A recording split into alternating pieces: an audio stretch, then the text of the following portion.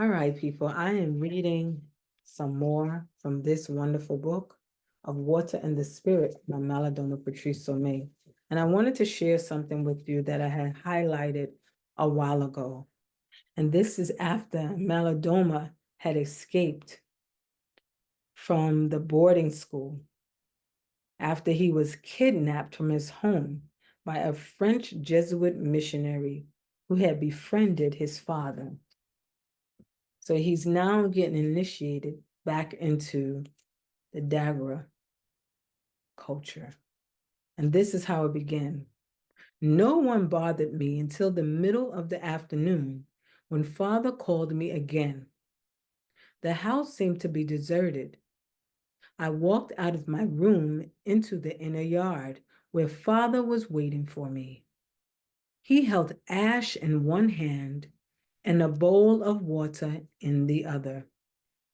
He handed me the water and I followed him into the medicine room. We knelt down and he began. Wale, he said, saluting the spirits, to the rising of the sun, to the powers of life, to you who established the directives and the meaning of crossing the bridge from non-person to person through the hard road of knowledge. Here is another one who leaves his warm home and comes to you, seeking the path of memory. The road is dangerous, the process uncertain, but with your protection upon which we rely, he will return to us a man. Let him come back alive. Father motioned to me to hand him the water, which he sprinkled onto the spirits, the statues of the male and female ancestors. He had already done the same with the ashes in his hands. Then he continued, take this ash and give him the power of his ancestors. Take this water to seal the contract between us that he will return from his journey with a heart turned towards his tribe and a soul towards his ancestors. Then he turned to me and said, the time has come. I will not have much to say to you again until I may never say anything to you again unless you come back. I have done what a father should do. The rest is in your hands.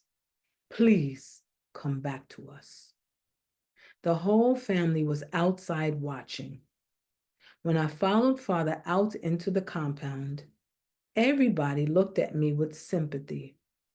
My younger brothers were staring at me as if I were going on a long journey with no specific time of return. I had no idea how long I was going to be absent. We all walked away from the house toward the outskirts of the village. As we neared the bush, more and more people joined us.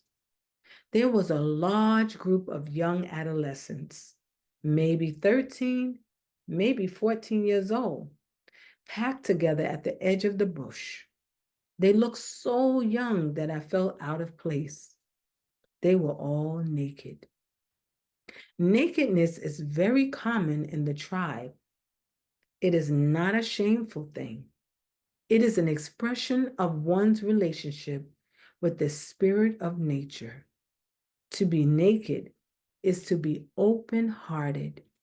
Normally, kids stay naked until puberty and even beyond. It was only with the introduction of cheap cloth from the West through Goodwill and other Christian organizations that nakedness began to be associated with shame. The naked kids were singing. As I came closer, I could hear their words. My little family I leave today, my great family I meet tomorrow. Father, don't worry, I shall come back. Mother, don't worry, I am a man. As the sun rises and the sun sets, my body into them shall melt, and one with you and them forever and ever I shall. I'm sure they sound much better than that. Sorry. As the candidates for initiation passed through the crowd, they took off their shirts and shorts. Their families embraced them. Some family members grabbed their hands and sobbed with them. Perhaps they were saying goodbye for the last time. There were so many young men that I could not count them all. Many of them were strangers to me. My father asked me to take my clothes off. I obeyed him, but I felt ashamed. No one paid any attention to my nakedness, however. In the village, clothes attracts more attention than nakedness. My sister was weeping when she grabbed my hand.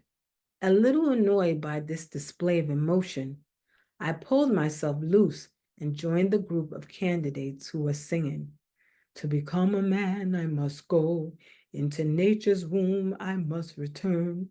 But when I come back, the joy of rebirth for you I will sing. My little family I leave today. My great family I meet tomorrow. Father, don't worry, I shall come back. Mother, don't worry, I am a man. You know it doesn't sound like that in Africa. Oh my God, the melodies of Africa. So I didn't have I didn't have anything else like really, this is just like the story unfolding right here. So I'm not going to really read this part right now. I'm only going to be reading the things that I highlight that I felt like I feel that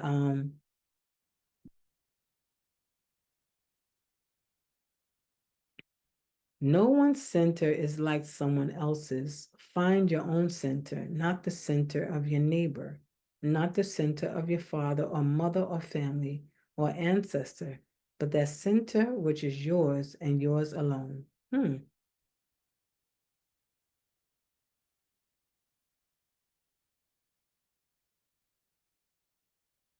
The coach ordered us to sit. I'm skipping around and I'm going to the sections that I highlight. And I'm going to the sections that I highlighted because there's a reason why I highlighted them. I wanted to share them with you. There must be something in here, right? And you know it is. The coach ordered us to sit. 4 elders posted themselves around us in 4 different corners, the 4 directions facing each other. The 5th elder, the one responsible for the initial experience, stood still in the middle, still stood in the middle. It says still stood. I don't know if he meant to say stood still. In the middle of the circle next to the fireplace. Walking slowly around the circle, he spoke incessantly and breathlessly as if we were in a hurry to get a job done. Okay, so incessantly means without interruption and constantly. Like he kept going, he just kept talking. Walking slowly around the circle, he spoke incessantly and breathlessly and breathlessly. Look all of that, breathlessly. Look all of that I have to do, breathlessly. Listen, sometimes I stumble. English is my first language, and sometimes I stumble to show you that my mouth was not made to really like form these words. My mouth wants to be speaking in another language, in another tongue, my native tongue. So sometimes I'm like, oh, it's wild. But people love our accent just like I love theirs. People always love what they don't have. There it is. Walking slowly around the circle, he spoke incessantly and breathlessly, as if he were in a hurry to get a job done. Somehow what he said did not sound strange to me, or I found out later, to anyone. It was as if he was putting into words something we all knew, something we had never questioned and could never verbalize. What he said was this: the place where he was standing was the center. Each one of us possessed a center that he had grown away from after birth. To be born was to lose contact with our center, and to grow from childhood to adulthood was to walk away from it. The center is both within and without. It is everywhere, but we must realize it exists, find it, and be with it. For without the center, we cannot tell who we are, where we come from, and where we are going. He explained that the purpose of Boa was to find our center. This school specialized in preparing the wear and tear incurred in the house of 13 rainy seasons of life. I was 20. Had I been home all that time, I would have gone through this process 7 years ago. I wondered if I was catching up too late, but then thought, better late than never. No one's center is like someone else's. Find your own center, not the center of your neighbor, not the center of your father or mother or family or ancestors, but the center which is yours and yours alone. You know, and the reason why, I so love to read from Malidoma Patrice Somme's books, because it's like a reminder, a serious Sankofa journey when I read his books. Because people believe that our people are so irrelevant. And I would like to leave you with that. There was a reason why I highlighted this portion of the book, because I want you to hear the wisdom of our people. And this is just one ethnic group, the Dagra. And this is old wisdom. So some people are just coming to this wisdom and they think it's all new. It's not new. Our people held this wisdom already. They had their own structure and order and way of thinking, and the wells of wisdom was deep. So this is what I love about our elder. He can relate, and he has compassion and understanding, and he's sharing this wisdom with us, right? It's so much wisdom, so much wisdom. Oh my God. So even when people think they go to Africa and they go in the village and they want to find out about foods and they want to find out about the animals and they want to find out about stuff like that, and they don't understand, they should just sit with them. Sit with them. If you're going to ask questions, don't be so wordy. It's like, I'm just saying, just let them speak their wisdom, deposit it into you. So he says, when there is a center, there are 4 live parts to the circle. The rising part in the east and its right side, the north, and the setting part in the west and its right side, the south. All human beings are circles. Our setting part represents the coolness of water. It provides the peace of the body and the soul and bridges the gap between how we look on the outside and how we are in the inside. It brings us to our family, the village, the community. It makes us many. The God of the setting side of the God of the water we drink, the water that quenches our thirst. Its opponent is the rising part, the fire, the God that makes us do, feel, see, love, and hate. The fire has power, a great power of motion, both within us and without. Outside of us, it drives us toward one another, toward the execution of our respective duties, toward the planning of our lives. We act and react because this rising power is in us and with us. Inside of us, the fire pulls the spiritual forces beyond us toward us. The fire within us is what causes our real family, those we are always drawn to when we see them, to identify us. From the realm where the ancestors dwell, this fire can be seen in each and every one of us, shining like the stars that you see above your heads. Imagine what would happen if you did not have this fire.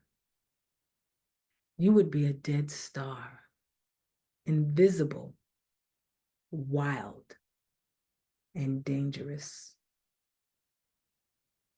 These are the words of wisdom from an elder I will always, always remember.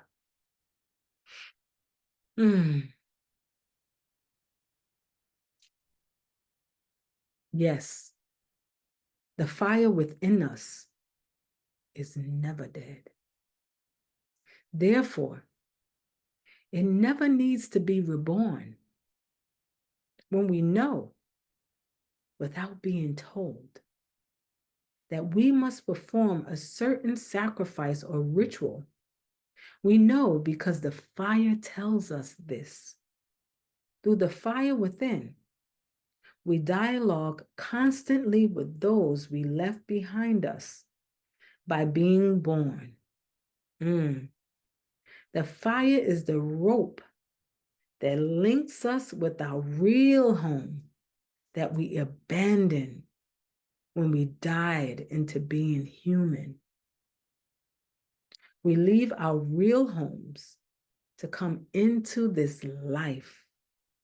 But there is nothing wrong with this. You will understand why long before the end of your learning here. But I am not in charge of telling you this. Why should I be?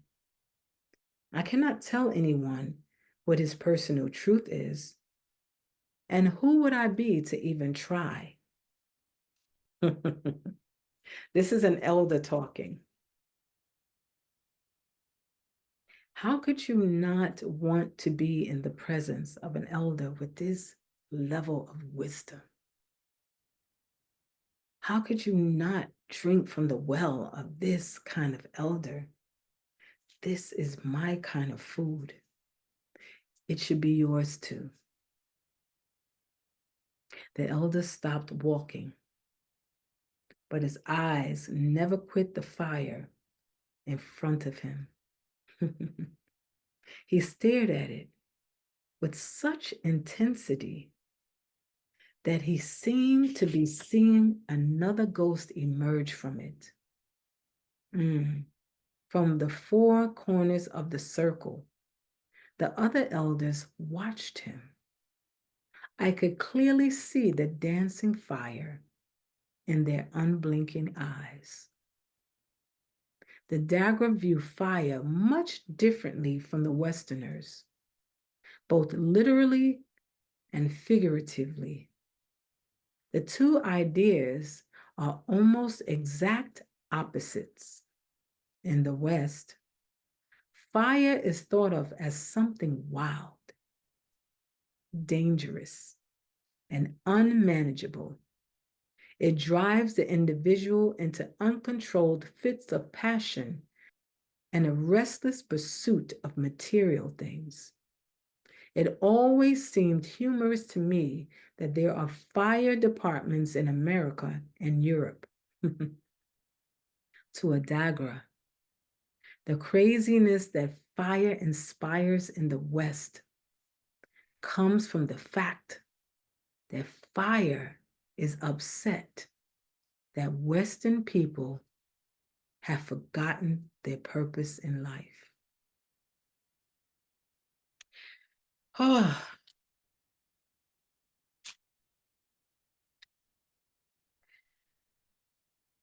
Malidoma Patrice Some talks about the elements of fire, water, air, all of that in this book, The Healing Wisdom of Africa. All of the 5 elements. And I have read about the different elements before, 5 of them. And I really liked sharing it. And a lot of rituals, things you can do in nature. But some people are so afraid. They're so afraid. And if you ever really spent a lot of time in nature, you can feel the power. And you'll know that our healing is in nature. So here he has a chapter in the Healing Wisdom of Africa where he talks about the 5 elements. He talks about fire, water, earth, mineral, and nature. And he talks about what they represent and how they show up and manifest in cultures and in individuals. And yet they look at fire a whole different way. They appreciate fire, the power that comes from fire. You see how they used it in this initiation, how the elders were just looking at it, just looking at the fire. And he could see like he said they was looking at it as if they were seeing a ghost. His eyes never quit looking at the fire in front of him.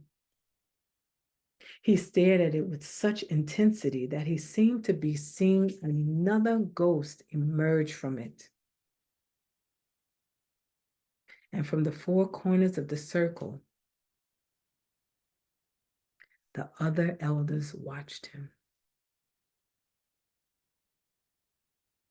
The other elders watched him.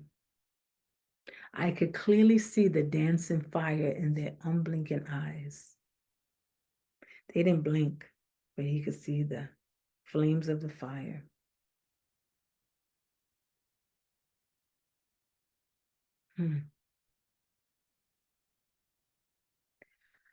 All right. Yeah. So it's like all of these rituals that they're doing in nature. You know, he has rituals where he talks about having to sit and stare at a tree. And it was like he was getting so tired and frustrated, but that's another, I think I might have put it in another video, but it was so, I don't know if I did, but I know I read the story. I read it in one of his books, and I will share it with you another time, but it was really interesting how that tree, that tree really spoke to him. We need to spend more time in nature. We can learn so much from being in nature, more than you could imagine. So I will continue. I will be wearing this blouse. You will see me in another video with this blouse because I have more to share. But I just wanted to share that so you could see just how far removed we are. But I really believe that there is still hope. I believe some of you feel this pull. You feel a pull. You feel nature pulling you. You feel your elders pulling you. You feel a higher level of learning, of spirituality pulling you, and you're tired of running. You may feel an emptiness as an elder because you don't have young people around you. You feel like something else is calling you. Something else is calling you. There's a void. There's a void that is missing. And Malidoma Patrice Some talks about what we're missing in this book. He talks about in depth how, just our disconnect, right? The things that we chase. He talks about the machine, this computer that we worship. Yeah. This is wisdom that we need to tap into. It's really not hard, just spending time in nature. If you just have parks with trees around you, you can just start there. You don't even have to make it complicated. You can stop consumerism, hyper consumerism, and things like that. Like a lot of times, I'm gonna be honest with you. Sometimes I can't even come on video because I don't really have clothes. I'm clothes like that. I don't shop and spend, and those are not the things that give me joy. You know what gives me more joy than anything? Buying a book. Books were my escape. Books was my other reality. That's how I made my own reality. It just caused my mind to escape from the things that were around me that was not going right. So once I was able to get in the book, I could take my mind in another direction. And that's beyond Malidoma Patrice Some. He's not just diminished down to a book. His wisdom is endless. That's why I always say I have to always revisit his books and go back to them. Like how when people dig in their Bibles and their holy scriptures and things, that's how I feel about Malidoma Patrice Some's books. Ritual of Water and the Spirit, The Healing Wisdom of Africa, all of his books. Wise, wisdom, stories, the way he tells them, you're there, you're in the scene. You got to be really disconnected to not get anything from his books. But anyway, I'm going to go and get myself together here so I can get up early in the morning and start my day on time. But I thank you for listening to this wisdom, this invaluable wisdom from my elder. Thank you so much. Peace and love. Thank you. Thank you.